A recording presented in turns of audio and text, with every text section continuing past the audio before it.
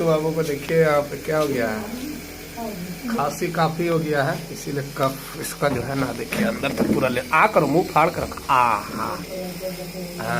फिर मुंह बंद कर लेना। यस, पूरा अंदर तक भाप ले रहे हैं।